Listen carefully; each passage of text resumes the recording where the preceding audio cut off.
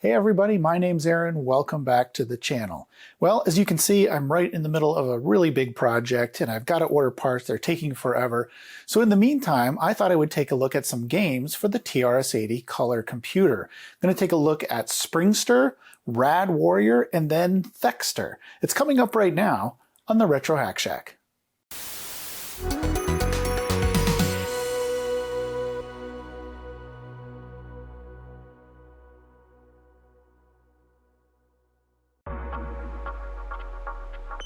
So let's play some games on the TRS-80 Color Computer 3. This is the setup I'm going to be using today with the Color Computer 3, of course, and the matching monitor. This monitor was sold specifically to use the RGB port on the back of the TRS-80 Color Computer 3, and I'm also going to be capturing the video with the RGB to HDMI board that I sell on my website, and I've done videos on hooking it up to this particular computer, and I will put a link to that up above. Now before I start, I do want to talk a little bit about the joysticks I'll be using. If you're not familiar with the TRS-80 Color Computer joysticks, there were really two joysticks that came with it that people would normally use. One was this standard black joystick, non-centering joystick with one button, and this would typically be used, this came out I believe with the Color Computer 1. And then later on, Tandy released this deluxe joystick, which does have a self-centering joystick as well as trimmers, and it has two buttons, one on the top and one on the back. And on the bottom, it actually has little levers that you can use to disable the self-centering functionality in either axis, just in case you want to turn that off for easier playability in the game that you're playing. Now, in a previous video that I'll link up above, I went over the game Dungeons of Daggerath, one of my favorite games from my childhood, and I did a little overview of the game as well as a playthrough of the whole game, which took a really long time. But today I thought I would start by taking a look at the Castle of Thorogad, which was the follow-up to Dungeons of Daggerath. Unfortunately, when I put the cartridge in and turned the computer on, I was greeted with this graphical nonsense on the screen. And unfortunately, no matter how hard I tried, I could not get this particular game to register. And I spent about an hour trying to clean everything up, get it working. All my other cartridges would work. This one would not. So I'm afraid that there is a problem with this particular cartridge that goes beyond cleaning the card edge connection. So instead, let's start with this one. It's a game called Springster. And if you're familiar with arcade games, you may be tricked into thinking that this is just another clone of Q*bert, the game where you bounce around the board and try to flip the colors on the blocks and avoid the enemies. So let's put this cartridge in and see what this thing actually looks like. Okay, so right away, you can tell that this was written for the Color Computer 3 and not the 1 or the 2 because it asks you if you're using an RGB monitor. Those were only available on the Color Computer 3. Now, when this thing actually loads up, you can see that it looks to my eyes more like a Mahjong table than a Q*bert clone. You play this game as the little purple slinky that you can see moving around there, and there are these enemies that are coming to get you. Also littered around the playfield are these little treasures that you can get. There are 32 levels in each maze, and the goal of the game is to get the maze melon. And yes, it kind of looks like a melon, even though you can't see it on this screen. You have to go down all of the levels, find the maze melon, and then bring it back up to the top in order to win the game. This is one of those games that it can be really helpful to reference the manual, as each of the colored blocks mean something different. The items that you pick up have special powers, so definitely, if you can, look up the manual for this if you want to play this game. Now, in order to proceed to the next level, you have to find the pot of gold. Once you do that, a purple square will open, which is a dimension down into the next level of the maze.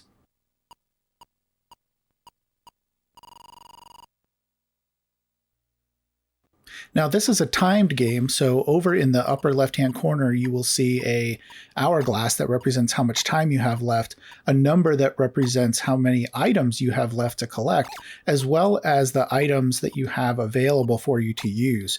If you have those items and you land on a certain square, colored square on the board, it will have an effect on the monsters that are chasing you. Overall, I really like this game a lot more than I thought I would. I certainly like it better than Q*bert, and I would say it's one of the better games for the Color Computer 3, although I would say that the aesthetics probably led a lot of people not to necessarily pick this up at the store, but it's a real shame because it's a great game to play.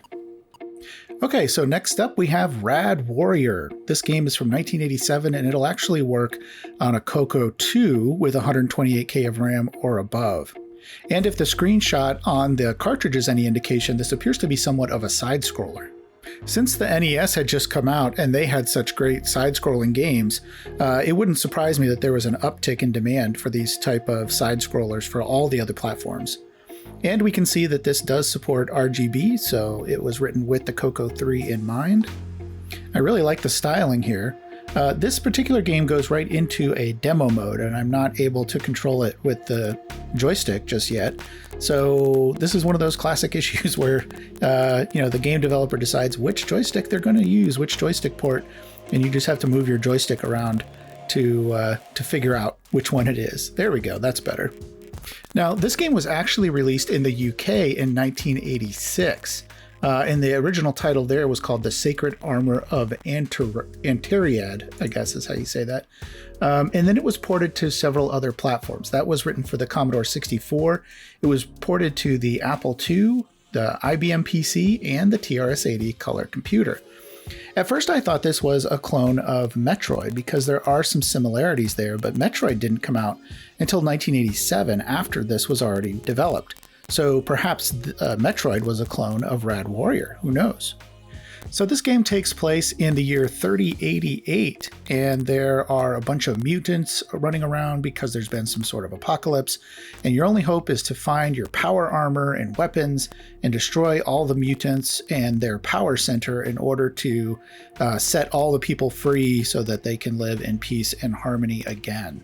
Initially, all you can really do is throw some rocks at the things that are in your way.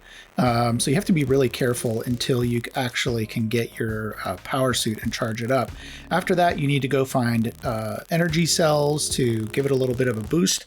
And one thing I really like is the panel that they put down on the bottom, which tells you all about your suit, what the status is, what you need to do. So here it says gravity prevents takeoff.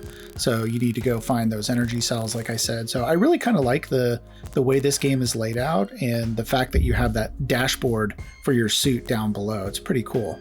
However, the mechanics of the game aren't really well done, at least for this port of the game.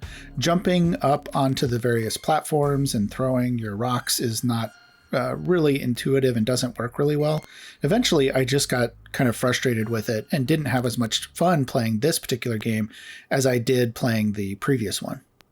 So I decided to turn my attention to another game, which perhaps you recognize, called Thexder. So Thexder was originally released for the NEC PC-8801, but then it was licensed over to Square, who wrote the port for the NES, and then it was also licensed to Sierra, as you can see here, who wrote many other ports for the Apple II, the Macintosh, the 2GS, IBM, pretty much every system out there, including the TRS-80 Color Computer. And I happen to have this box version here that we can take a look at.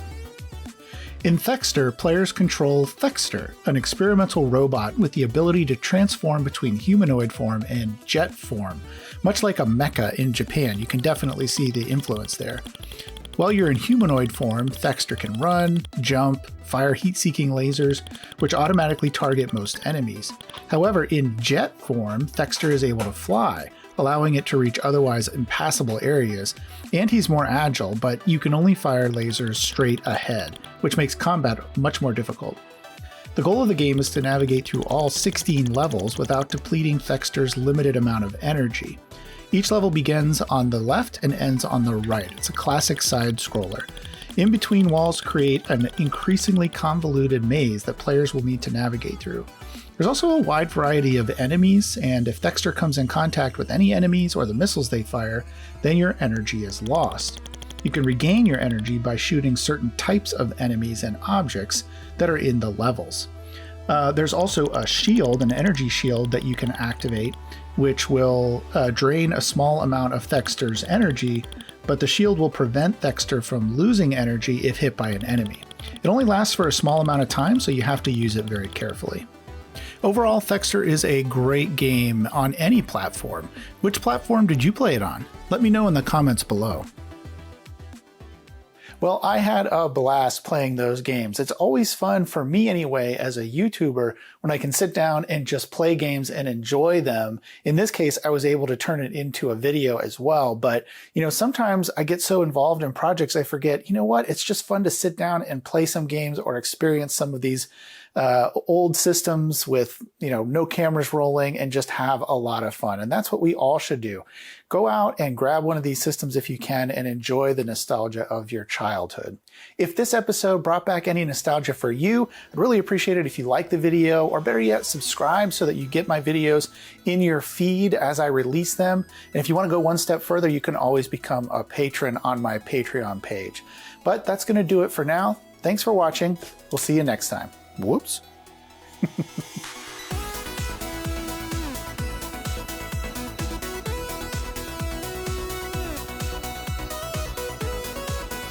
If you want to support me on Patreon, you can go to patreon.com/retrohackshack and sign up.